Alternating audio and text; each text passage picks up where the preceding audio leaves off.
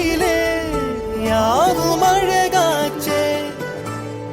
வயதை மீறிய வாழ்விலே சிறு கவிதை உருவாச்சே. விரலினை தாண்டிடும்